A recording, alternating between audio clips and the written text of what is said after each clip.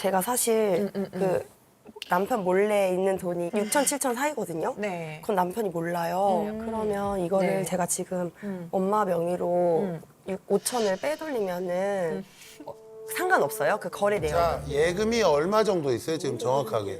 6천에서 7천 사이예요. 안 6천 얼마, 돼. 6천에서 7천 사이예요. 6천 얼마. 어디서 그렇게 빼돌렸지 이 생각도 들고 또 그 출처를 좀 물어봐야 될 것 같아요. 안녕하세요. 안녕하세요. 저 변호사님 뵈러 이 방송 온 거예요. 진짜예요. 진짜 너무 만나 뵙고 싶었어요. 아, 진짜요? 네. 아우, 너무너무 제가 감사드립니다. 네. 너무 영광이에요. 여기 캠프에 오게 된 이유 중에 제일 큰 게 변호사분 만나는 거였거든요. 상담 가기 전에 제가 기억력이 없어요. 제가 원래 막 뭘 적어서 가는 스타일이 아닌데 A4용지 한 장이 부족할 정도로 계속 적었거든요. 남편이 이렇게 변하지 않으면 이혼을 해야지 하면서 일단 실속을 챙겨야 되잖아요. 그래서 나한테 유리한 조건은 무조건 속속 다 가지고 와야겠다 싶어가지고 열심히 적었던 것 같아요. 이제 궁금하신 거 편히 말씀해 네. 주시면 돼요. 그 이혼하게 되면 집이나 이런 재산 분할이 어떻게 되는지 궁금하거든요. 근데 명의가 일단 남편 명의예요. 네. 좀 불리해지는지 궁금해요.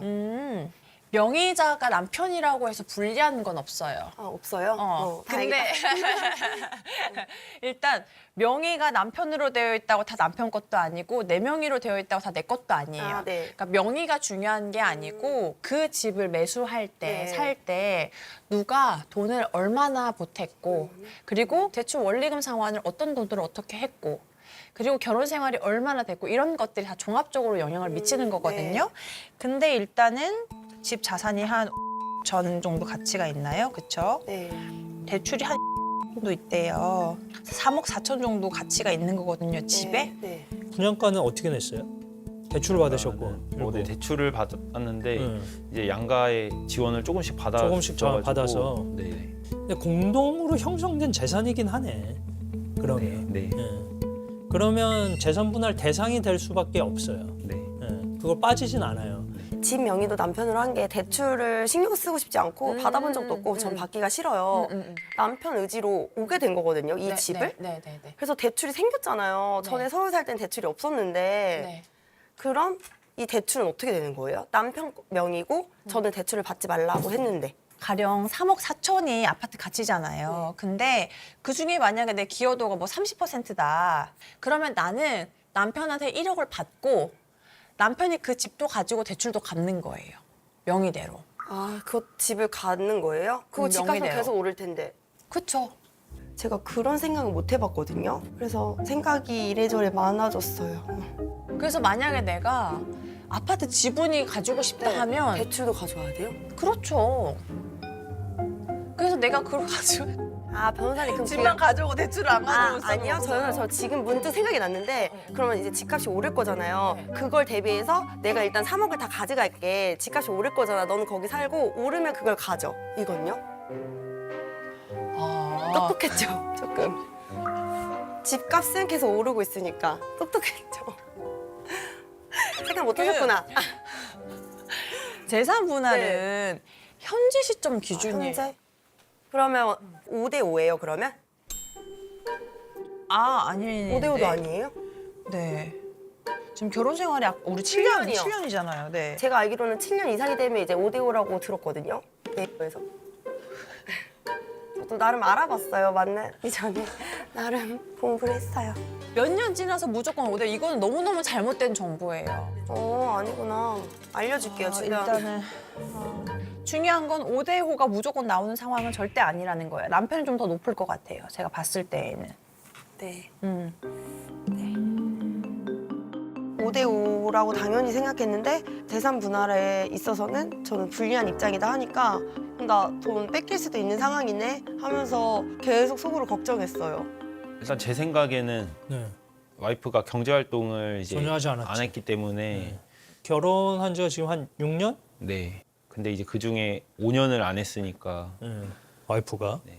우리가 7대 3 정도까지만 양보를 하면 되지 않을까 싶은데. 남편이 만약에 7대 3 얘기하면 어떨 것 같아요? 따로 얘기 좀 하고 올게요, 그때는. 나 남편하고 따로? 네, 분명히 할 거예요. 5대 5 할 것 같아요, 남편 성격은.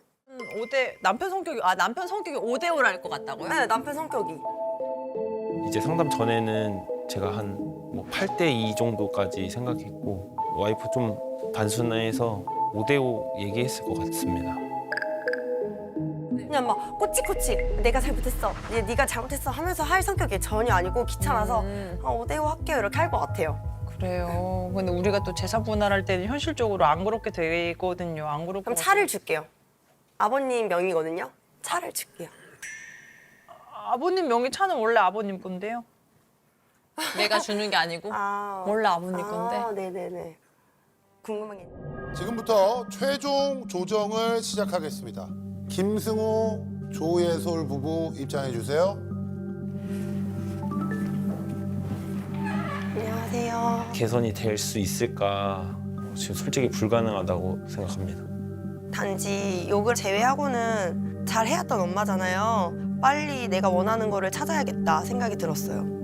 조예솔님, 김승호님 출석하셨습니다. 두 분 캠프 참여하면서 프로그램 하시느라고 고생 많으셨죠? 네. 네, 그동안 두 분이 하셨던 일에 대해서 캠프 소장으로부터 이야기를 듣도록 하겠습니다. 근데 두 분 사이에는 이제 미성년 자녀가 있고, 네, 그러니까 그 양육권부터 이제 시작을 해볼까요? 잠깐 둘 다 놔, 둘 다 놔. 얘봐 하지 말라고 그냥. 어디가 아파서 오셨나요? 저는 이혼하더라도 쌍둥이만은 꼭 지키고 싶어요. 양육권만큼은 절대 지키고 싶습니다.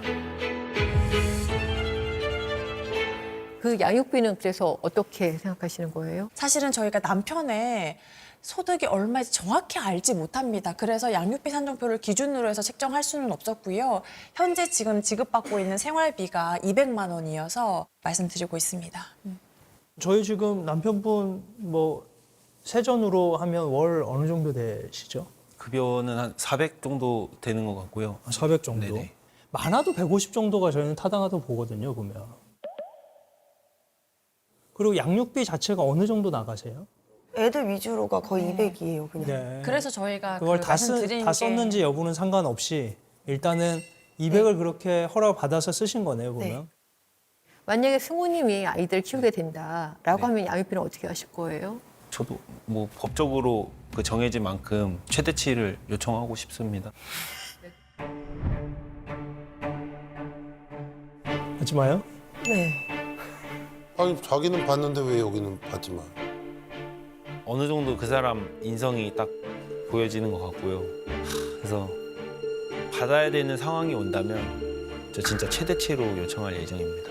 더 괘씸해서 안 주고 싶다고 했고요. 양육비를 받을 수 있을 때까지 받겠다? 이거는 정말 이기적이더라고요. 사랑했던 와이프한테 어떻게 그렇게 뜯어낼 수 있을까? 또 진짜 화가 치밀어 오르더라고요. 원래 저렇게 막 차가운 사람이 아닌데 네. 저러니까 저랑 상담하고 나서 많이 바뀌었죠. 어떻게 만들어 놓으신지. 본인의 잘못은 뭐라고 생각하신 거예요? 없어요. 찾으려고 하지 마세요. 제가 볼 때 없어요. 이혼을 하려고 하면 하실 수 있는 법적인 권리가 있는 분은 남편분밖에 없는 것 같아요. 아내분은 뭘 믿고 이혼을 얘기를 하시는지 이해를 할 수가 없네요. 신청을 제가 했어야 되는데 당연하죠. 잘못됐습니다, 진짜. 법적으로는 명확해야죠. 뭐 줘야 될 것 같아요. 얼마까지? 얼마까지요? 그래도 뭐 30만 원씩 주면. 저희가 뭐라고요? 한 사람에 30만 원씩 2명 60만 원. 일을 안 할 때. 일을 하면은 이제 소득에 맞춰가지고 네. 양육비는 이제 그렇게 아마 결정이 될 겁니다. 만약에 두 분 이혼을 하시게 된다면 그러면은 양육자가 이제 예솔님으로 정해지면 네. 그럼 예솔님은 경제활동은 안 하실 건가요? 저는 지금 마음이라도 먹으면 당장 내일이라도 일할 곳이 있잖아요. 난 모르죠. 저희가 모르죠. 그걸 어떻게 알아요. 네. 당장 내일이라도 할 수 있어요. 근데 8년간 이직을 40번을 하셨어요. 그래서 40번이요? 그거는 갈 곳이 많다는 거 아니겠어요? 그러네. 갈 곳이 많기도 하지만 안정적이지 않다는 얘기도 되잖아요. 그래서 이제 저희가 사회생활을 다시 시작하게 된다면 내가 한 사람의 사회 구성원으로서 잘 자리를 잡기 위해서는 이런 부분도 스스로 내가 좀 고쳐야겠다. 많이 느끼고 반성하고 또 깨달은 게 또 많았거든요. 그래서 저희가 양육권을 가져왔을 때 양육에 크게 지장이 없을 거라고 말씀드리는 거고 당연히 엄마가 좀 잘했으면 좋겠다는 마음이지만 혹시 우려되는 부분들이 해소되지 않는다면 남편분도 양육권을 강하게 주장하고 있고요. 저도 엄마처럼 잘 해줄 수 있고 그리고 엄마처럼 이렇게 험한 말도 안 하고 잘 놀아주니까 현 상황이 제가 더 맞지 않나 싶습니다. 진짜 이혼을 하려고 아주 작정했네. 그래서 저도 똑같이 양육권은 절대 안 뺏겨야지 하면서 좀 마음을 다잡았어요. 우리는 여기에서 예솔님이 양육자가 되어야 된다. 또는 승우님이 양육자가 되어야 된다. 이렇게 정하는 것이 아니에요. 조정하는 자리에서는 두 분이 정하셔야 되는 거거든요. 그렇기 때문에 그걸 여지를 남겨두고 재산 분할에 대해서 한번 들어보도록 하겠습니다. 지금 두 분이 나눌 재산은 어떻게 되는 거죠? 일단 남편 명의로 지금 집을 매수하는 게 있고요. 그래서 저희가 요구하는 바는 각자 앞으로 되어 있는 뭐 예금, 적금 이런 것들은 각자 귀속하고 집에 관해서만 그냥 5대5로 분할하는 게 어떨까 이런 입장입니다. 네. 승우님의 입장은 어떤가요? 이게 개인 재산을 또 뭐 각자 명의로 돼 있는 건 또 따로 그냥 하자고 얘기하시는데 이런 게 사실 약간 의심스러운 거예요, 보면. 왜냐면 아까 얘기를 들으셨겠지만 양육비로 그냥 200만 원을 준 거거든요. 근데 그걸 양육비로 200만 원 다 썼냐? 이 부분이 사실은 챙겨봐야 되는 부분처럼 보이거든요. 그다음에 지금 계속해서 경제활동을 한 것은 남편 쪽이고 그래서 아마 그런 명의로 뭐 예금이나 이런 것들이 있다면 넣어서 7대 3으로 나누는 게 맞죠. 너무 이쪽 편 들어주시는 것 같아서 제가? 중립이 아니라. 아 여기는 중립이 아니에요. 무슨 소리 하시는 거예요? 그럼 저도 중립해요? 아니요. 네, 양심 챙기겠습니다. 뭔가 제가 잘 말씀 아는데 주세요. 네. 뭔가 숨기고 있는 게 있어서 이게 선제적으로 얘기를 하는 것 같거든요. 뭐가 있나요? 아니 없어요. 그러면 두 분이 다른 자산은 어떤 거 있으세요? 제가 사실 그 남편 몰래 있는 돈이 6천, 7천 사이거든요. 네. 그건 남편이 몰라요. 그게 제 거잖아요. 제 명의.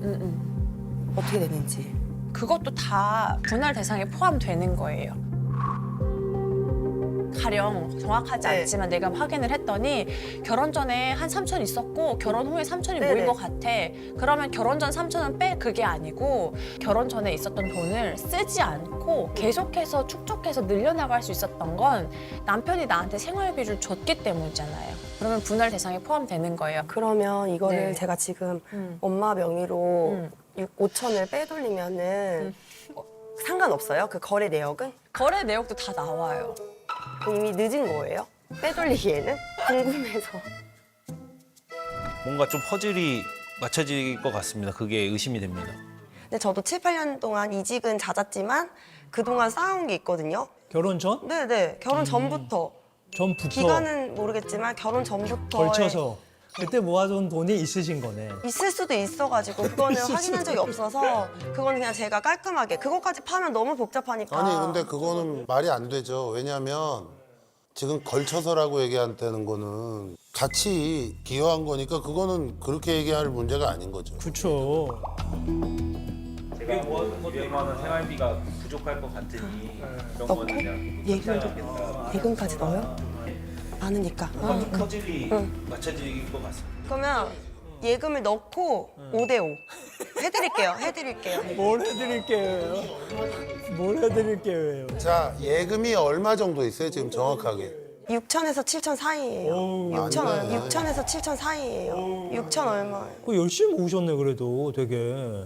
경제관념이 또 투철해서.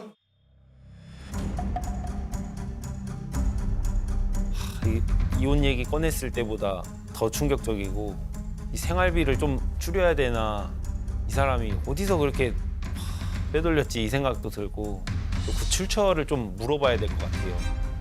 아니 근데 만약에 진짜로 하면 5대5 받아들이실 거예요? 우리 승호 씨는? 근데 저는 진짜 제가 지분이 높다고 생각합니다. 본인이 더 지분이 많다고 하니까 저는 기가 찰 노릇이었어요. 저 재산이 들어오면 6대4는 돼야지. 왜냐면 경제활동을 기본적으로 다 하셨고 결혼 생활 6년밖에 되지 않았는데 그 전체 재산 기여가 5대5다? 그럼 저희는 조금 받아들이기 어려운 부분인 것 같은데. 우리 예솔 씨는 육아는 감히 돈으로 환산할 수 없어요. 저는 그거를 많이 줄였거든요. 제가 심지어 2명이에요. 근데 저는 동시라 다행인 거지. 지금 4살이잖아요. 한 명이라고 가정하면 8년을 그렇게 한 거예요. 뭐 기적의 계산이. 돈으로 따지자면. 압축적으로 열심히 했다. 도우미를 남들 썼더라고 두 배로. 하면 남편 월급이 투잡 쓰리잡 했을 거예요. 그렇게 나갈 수 있는 비용들을 상당히 줄여서 줄였다. 거의 기여분은 내가 5 정도는 된다 이 말씀이신 거예요. 그래서 사실 우리 승호 씨도 육아에 대해서 좀 어떤 역할을 하고 계신지 한번 말씀 네, 주시죠. 우선 저도 일 갔다 오면은 바로 이제 육아에 전념하는 편이라 뭐 집안일뿐만 아니라 뭐 주말에도 그렇고 오로지 개인 시간 없이 이제 육아에만 좀 전념하고 있습니다. 이렇게 따지면 육아는 내가 그 가치를 환산할 수 없는 감히 그걸 하셨다고 했는데 남편도 감히 정말 어려운 생활을 하시면서 하신 거예요. 그러니까 기억. 우리 두 분의 결혼 생활 다 보진 않았지만 내가 거의 그냥 독박 육아를 했다라고 하기에는 그거는 좀 무리가 있어요, 사실은. 그건 굉장히 평가하시는 거잖아요. 남편이 그건 너무 좋다. 높이 그렇죠? 평가해요, 그거는. 어. 네. 근데 돈은 5대5다? 네, 어떠세요? 다시 한번 여쭤볼. 6사. 6.5 뭐 이런 건 없어요? 있어요? 아, 있어요?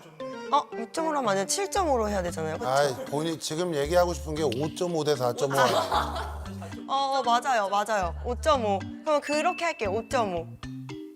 진짜 내가 똑똑하구나. 그 남들은 생각해 보지 못하는 소수점까지 어쩌면 이런 똑똑한 와이프를 놓치는데 어떠냐. 뭐 이런 기분이 들었어요. 아마 남편도 저를 저 정도까지 똑똑하다고 생각이 들었을 것 같아요. 좋아요. 뭐 요걸로 네, 남편 네. 5.5에 우리 4.5로 받아들이는 네. 걸로. 그렇게 해도 괜찮겠어요. 네, 해드릴게요. 재산 분할 관련해서는 많이 양보를 했어요. 뭔가 그 분위기에 말려서 소수점 딱 거기에 당한 것 같습니다. 네, 그럼 아까 양육자 부분은 조정이 안 됐으니까 법원에서 지정받도록 하시고요. 현실적으로 그렇게 재산분할 받고 이혼하는 것이 나을 건지 조금 고쳐서 어떻게 다시 아이들과 열심히 잘 살아볼까 하는 마음이 있는 건지. 판사님, 그게 사실은 남편분이 원하는 거였고요. 이 가정을 잘 지켜서 해보겠다는 강한 의지가 있으신 분이에요. 지금부터 그걸 책임을 따지자고는 아니고 개선하는 방면으로만 그럼 얘기를 해볼게요. 첫 번째, SNS 중독. 하고 싶은데.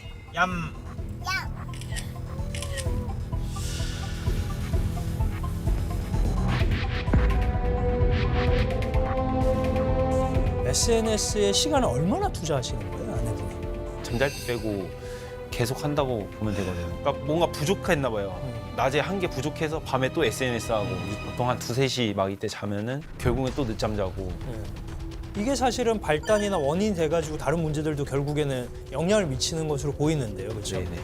애들 등원 넣는 거, 그렇죠? 네. 그게 생활 패턴에 굉장히 큰 영향을 미치고 있기 때문에 이 인와 관련된 중독 부분을 해결해 달라. 저희도 이 부분에 대해서 개선하려고 노력할 거거든요. 그래서 저희가 정한 거는 아기들이 등원해가지고 아내가 혼자 있는 시간에 SNS를 하겠다.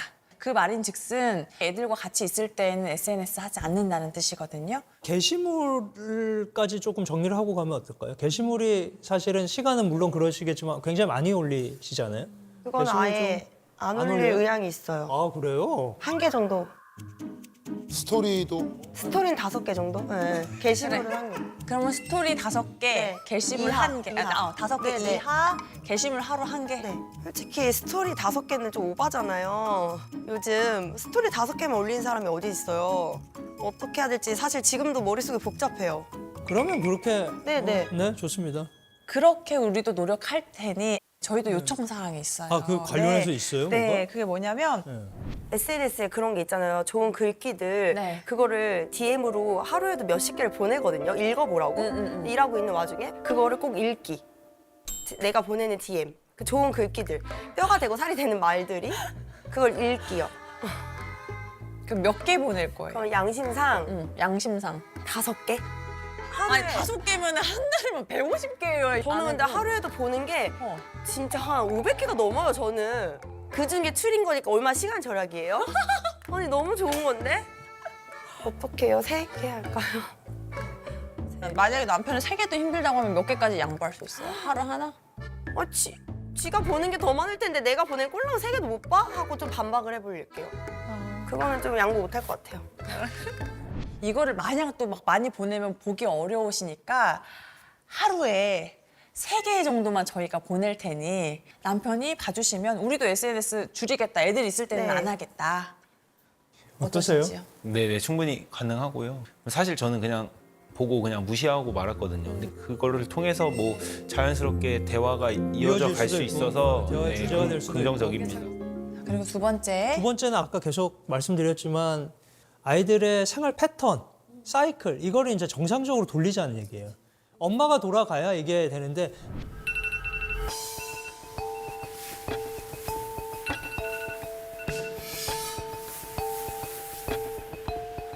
나 일어나. 네? 여보세요? 네. 등원했어? 바빠. 그래서 사실 이 부분을 저희가 심도 깊게 얘기를 했었고 아내분도 아이들이 규칙적으로 아침에 일찍 등원하는 게 무엇보다 중요하다는 걸 정말 아셨거든요. 네. 원래 11시 등원이니까 9시 반 이전엔 무조건 하려고요. 11시 등원이에요? 그러니까 본인이 11시 등원하니까 다른 친구들은 9시입니다. 9시요. 9시. 9시가 룰이잖아요. 근데 이게 왜냐하면 왜 걱정을 하냐면 아이들이 어릴 때부터 이게 내가 이 시간을 안 지켜도 된다라는 게 이게 입력이 되면 이게 의미가 없어져요. 룰을 지키는 의미. 네. 유치원에서 얘는 지각하는 애 이렇게 되면 안 되는 네, 거예요. 그래서 9시 반 정규 때는 네, 무조건. 알겠습니다. 네. 네. 그럼 우와.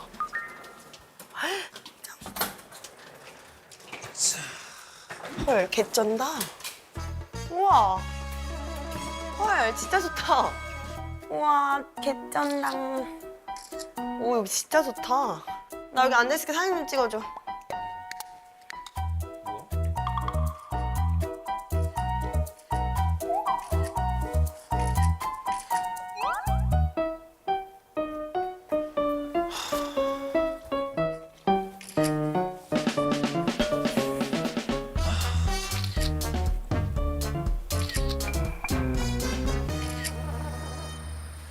보자.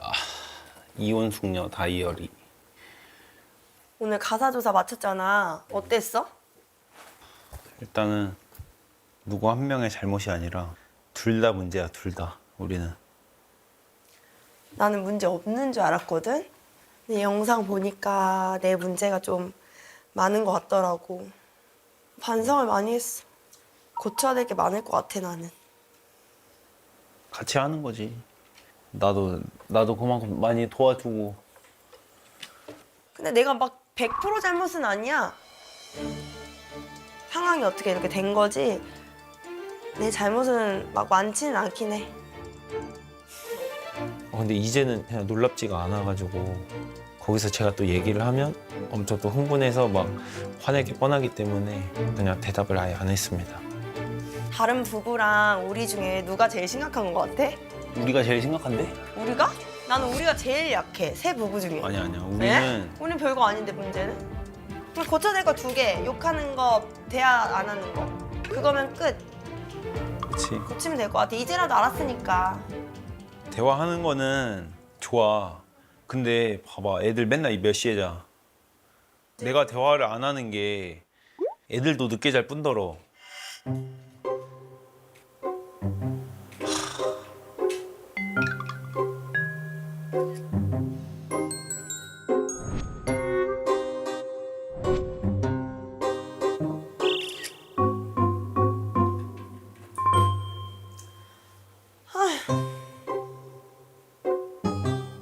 근데 영상 역대. 뭘 역대급이야. 나는 맨날 보던 거라 놀랍지도 않다. 아니, 욕을 그렇게 많이 안 해.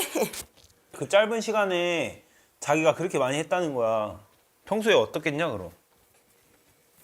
아, 나 근데 아까 진짜 느낀 점 많아. 진태현님 말했던 거. 사실 저한테 꿈이었거든요. 차 애기한테 이제 시트에 앉혀보는 게 꿈이었단 말이에요. 근데 그거 얘기 듣고 진짜 계속 눈물이 나는 거 미안해가지고. 그래. 근데 자기 항상 그래. 맨날 애들 자고 나면은 뭐 잘해줘야지 미안해. 그게 그냥. 아니라 그럼 엄마들 다 똑같아. 뭔 소리야. 엄마들 다 똑같아. 엄마들이 그러면 애기 보는데 애 둘 이상 보는데 아침부터 저녁까지 일주일 내내 1년 내내 그랬어 상냥한 엄마 한 명도 없어. 누가 상냥하게 하래. 그러니까 근데 그런 사람은 없어. 쌍욕은 하지 말아야지. 아 그래 쌍욕은 잘못했어. 그래 쌍욕은 솔직히 근데 하는 사람 많아. 하는 사람은 있을 거야. 있겠지. 근데 그거를 자기랑 안 좋은 거지. 그러니까 걔네들은 아마 이상하게 크겠지 애들이. 당연한 소리를 해. 아 그러네? 욕한 거는 잘못이고 근데 나만 그런 건 아니라고. 그게 뭔 상관이야. 그 10명 중에 2명을 했잖아. 더 많을 거야. 한번 생각해 봐봐요. 이렇게까지 욕하는 사람이 몇 명이 될까요? 우리나라 엄마들 중에. 다 해도 20명 안짝일 거예요, 아마. 20%가 아니라. 어? 더 많을 거야. 어쨌든 그게 뭔 상관이야. 그치, 그게 잘못됐으니까 고치자고 지금 그거 얘기를 고쳐. 하는 거잖아. 그걸 말하는 거잖아. 그게 뭐 한 명이든 두 명이든 뭔 근데 지금 상관이야. 뭐라 했어? 맨날 자면 애들한테 잘해줘야지 이런 다음에 지금 그거랑 이거랑은 다른 문제잖아. 그냥 얘기하는 건데 왜 아까 그래. 얘기 듣고 진짜 슬펐다고. 그러니까 진짜 잘해줘야지. 근데 소리 안 지르고 어떻게 살아? 한 번 말하면 듣냐고.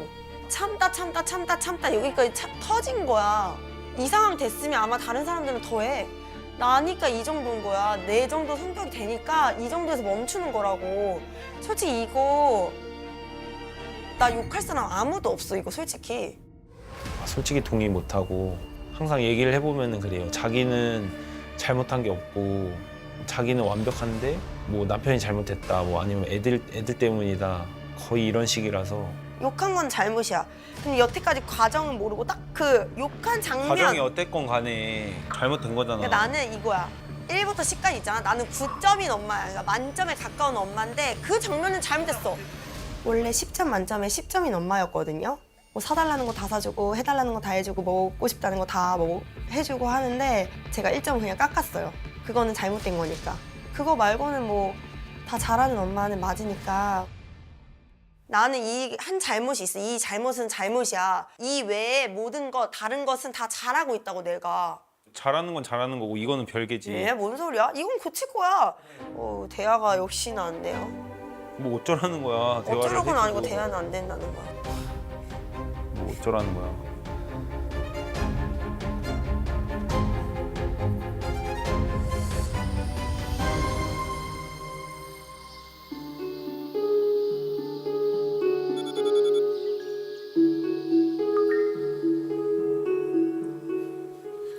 커버가 안 됐지 아예. 그게 뭔 말이야? 그러니까 평소가 내가 화장하는 거보다 안 됐지. 커버 아예 안 됐지. 쌩얼 같지. 아니 생활 같진 않고 좀 근데 이상해. 어? 좀 이상해. 뭐가? 아니 말해줘야지. 이거 방송에 파리게 다 나가는데. 나 얼굴 평가 있을 것 같지? 자기 얼굴 평가 없어. 인성이 완전 부셔졌는데 어떻게? 헐. 아 왜? 자기 얼굴은 상관없어. 인성이 문제지. 내가 왜 그런지 생각해봤거든. 자기가 군대를 안 갔다 와서 그래. 정신교육을 받아야 되는데 인내심이 없고 인내심은 없어. 끈기가 없고 이런 게 군대에서 딱 훈련을 딱 받아야 돼. 난 관심명사 됐을 것 같은데? 자기가 너무 빨리 막 포기하고. 포기는 원래 했어. 옛날부터. 아니야 이게 자기 내가 해병대 캠프 같은 거 보내줄게. 자기도 가가지고 정신교육 좀 한번 싹 받고 와. 근데 비속 안 쓰는 사람 없고 욕 안 하는 사람 없어. 근데 자기처럼 하는 사람도 없어. 모르지. 뭘 몰라요. 좀 어떠신가요? 여기 지금 이틀째잖아요. 네. 네. 지금요 반성하는 것도 많고 저건 이상한 거 아닌 것 같은데 그런 것도 많은 것 같아요. 남편분이 아이들 키우는 건 어떻게 생각하세요? 그러니까 그냥 단지 이제 애들이 커가면서 훈육법이나 놀이법이 너무 좀 잘못됐다고 생각해요. 완전. 어떤 부분들이 그렇게 느껴지나요? 이제 상담을 통해서 육아 상담을 한 번 받은 적이 있는데 그 전문가에게? 네네. 네네. 그 훈육이 너무 둘 다 허용적인 부모라고 이렇게 진단을 받고 훈육이 필요하다고 생각이 드는 거예요. 근데 이제 훈육을 하겠답시고 애들이 조금만 문제가 있어도 바로 방으로 데리고 들어간다거나 바로 제지를 한다던가.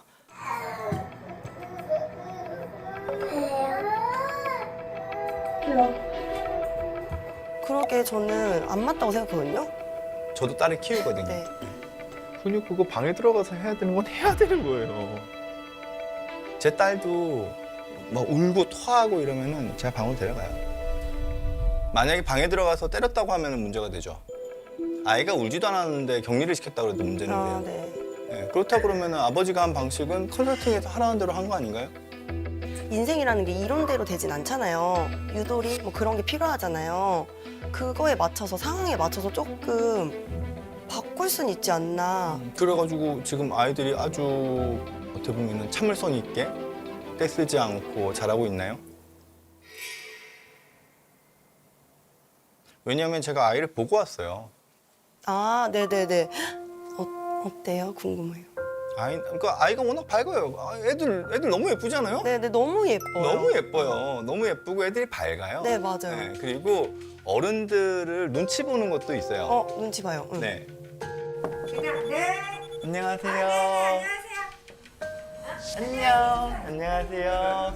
할아버지는 저기 선생님한테 그리고 제가 할아버지 할머니랑 이렇게 같이 네. 좀 이야기를 나누니까 애들이 경계심을 풀어요. 그러고 난 다음에 무슨 일이 있었을까요? 장난이 과해져요.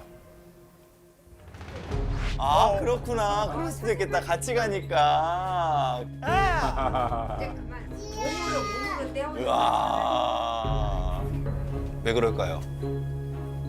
편해서? 아니죠. 훈육이 안 돼 있어서 그렇죠.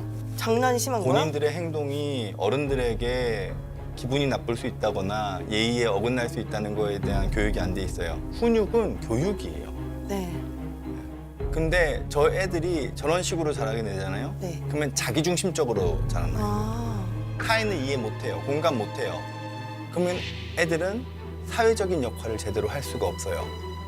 그냥 방임 상태예요. 지금 훈육을 잡아줘야 된대요. 딸들이 나이 들어서도 엄마 아빠한테 의존하면서 엄마 아빠가 문제 다 해결해 주기만을 기다리면서 이렇게 막 이렇게 목매달려 있으면 좋겠어요? 아니, 전 못할 것 같아. 네. 그러면 일단 나부터 그러지 말아야 돼요. 네, 본인은 진짜 그냥 어떨 때는 되게 어른스러운 모습이 있다가도 어느 순간 보면 완전히 찰부지 어린애가 돼요. 그러니까 앞뒤 생각 안 하고 그냥 감정대로 해버리는 거예요. 이거 안 돼? 아, 짜증나.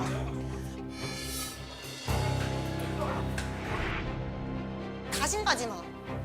그래버리면 애들도 그대로 쫓아요. 정신 차려야 돼요, 진짜. 근데 철부지 어린이가 아니니까 이제는. 본인의 부모님을 만났다는 걸 들었나요? 제가 긴급하게 필요할 것 같아서 부모님을 좀 뵙자고 했어요. 네네. 네. 원래부터 책임감은 상당히 부족한 것 같아서요. 자제력도 상당히 부족하고요. 참을성도 많이 떨어지고요. 부모님께서 많이 챙겨주셨죠? 예, 그 당연하죠. 얼마 부모로서 할 그래도 도리는 해야 그렇게 되니까. 많이는 아니고 기본만 한 것 같은데 부모님들이 너무 허용적이세요. 그렇게는 안 키운 것 같은데. 너무 허용적이세요. 아니 애를 키우다 보니까 스트레스가 심해서 그래요 지금. 애 키우는 건 앞으로도 계속 스트레스예요. 근데 쌍둥이라 2배잖아요. 근데 2배니까요. 그거 갑자기 한 명으로 줄어요, 나중에? 근데 좀 크면 클 때까지 2명이에요. 괜찮겠죠. 아, 근데 그냥 그걸 막연하게 시간 지나면 좋아지겠지, 쌍둥이가 크면 좋아지겠지 이렇게 생각하시면 절대로 안 돼요. 그렇죠. 아닌 건 아닌 거고 고칠 건 고쳐야 돼요. 네네. 지금 제가 딱 보니까 느껴지는 게 딸이 나 자신 같죠? 맞아요. 네, 딸이 잘 안 되면은 내가 잘못되는 것 같고 딸이 잘 돼야지 나도 잘 되는 것 같잖아요. 그러니까 금방 딸한테 화가 싫은 나지. 소리를 못 하세요. 예. 그러니까 지금 딸이 아직까지 철부지 어린애로 크는 거예요. 그렇진 않은데. 근데 이번에 완전히 딸만 심각한 거예요? 9할이 딸이에요. 1할이 3위. 그 정도예요? 다른 사람 같았으면 못 살아요. 성격이에요. 사인도. 사위처럼 저렇게 다 챙겨주는 사람이 어딨어요. 성격이라니까요. 그 사람. 그러니까 그게 성격이니까 이런 성격이 없다니까요. 이거 큰일 났네. 이거 딸 완전히 딸만 완전히 밑으로 떨어지는 거 아니에요 이거? 부모님이 마음을 여기서 독하게 같이 먹지 않으시면 딸은 조금 좋아지려고 그러다가 다시 망가질 거예요. 그 정도로 막판인가요? 막판이에요. 엄마가 보는 입장에서는 그 정도는 아닌데. 왜냐면은 고슴도치도 내 새끼는 눈에 넣어도 안 아파요. 그게 부모예요. 부모님이 따님한테 너무 허용적이셨어요. 지금도 그래요. 뭐가 있으면 부모님이 다 알아서 해주시죠. 본인은 이제 어린애가 아니에요. 그 누구의 철부지 딸이 아니라고요. 나는 이제 엄연히 어른으로서의 엄마의 역할을 해야 돼요. 오실 때 어떠셨어요? 이거 프로그램 참여하신다고 하실 때 아내분이 신청하신 거죠? 네. 저 나름대로 이제 최선을 좀 다하고 있었는데 이제 좀 그거에 대한 좀 배신감이라든지 좀 당황감도 있었고. 비 와서 빨래가 너무 많다. 자, 아빠 잡아. 어디가 아파서 오셨나요? 빨리 누워 이제.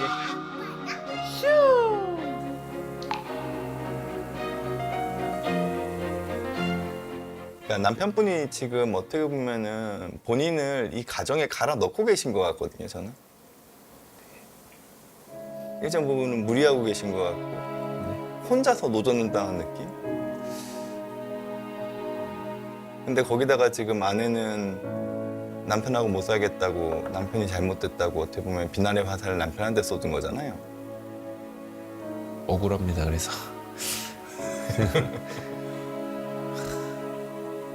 이제 아이들이 조금 크면 이제 좋아지지 않을까.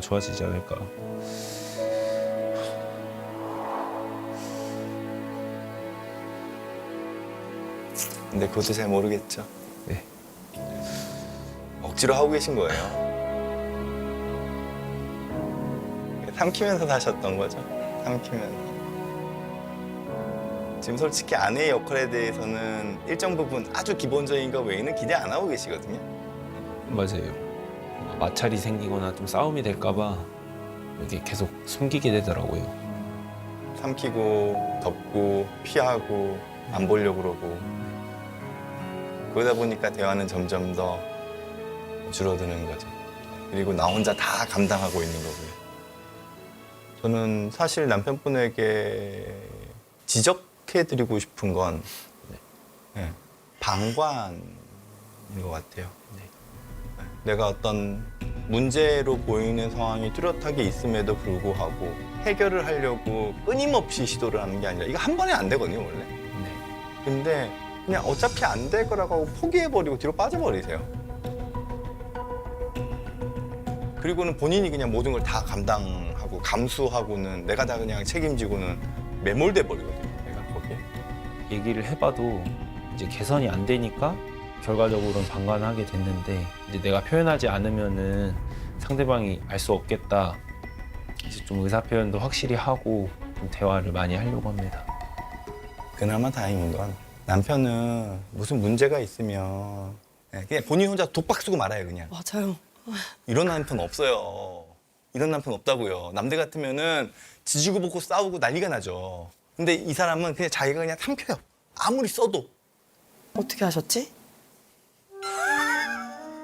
본인이 그래요? 아니요. 나도 정신과를 사는데 내가 전문가인데 모르겠어요. 아 정신과.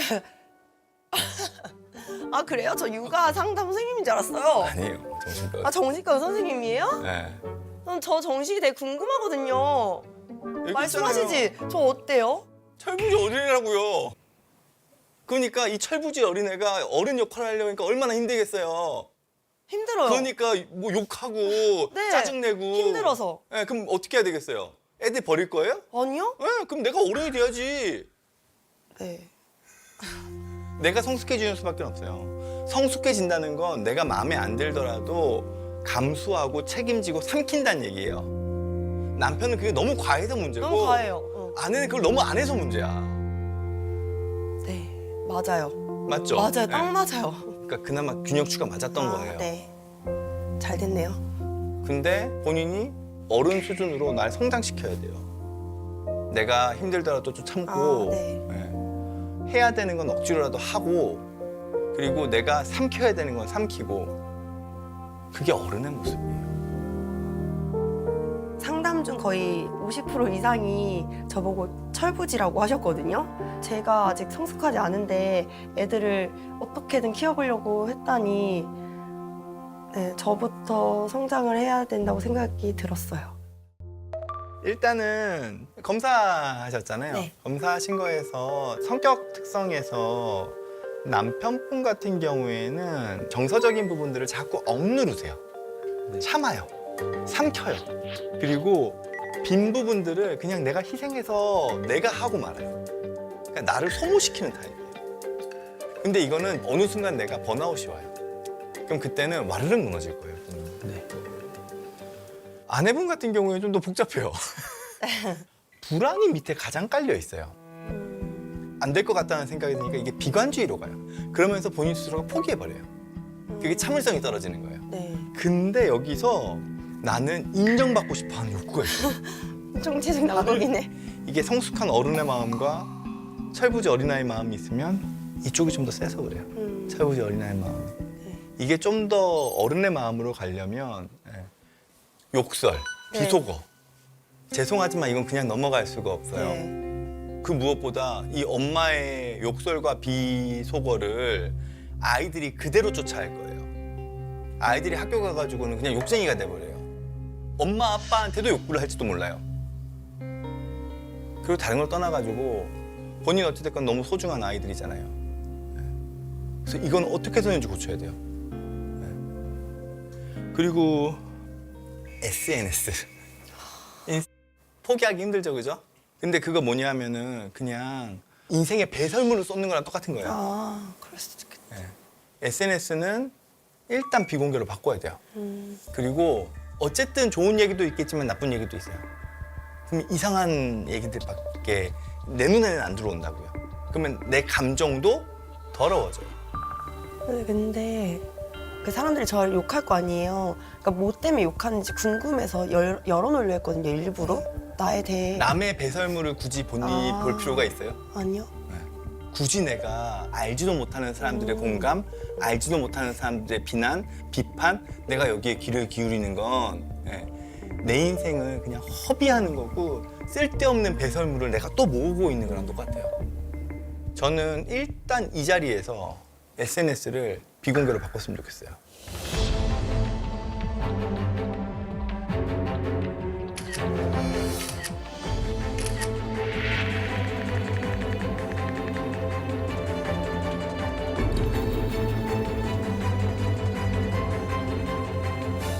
어떻게 바꿔? 이게 나한테는 되게 큰 의미가 있어요. 정말 큰 정말 선택이에요. 맞아. 정말 큰 거예요. 저 인정해요. 근데 이게 본인의 인생을 어린아이 같은 마음에서 성숙한 어린애 마음으로 한 발자국 올리는데 진짜 큰 한 발자국.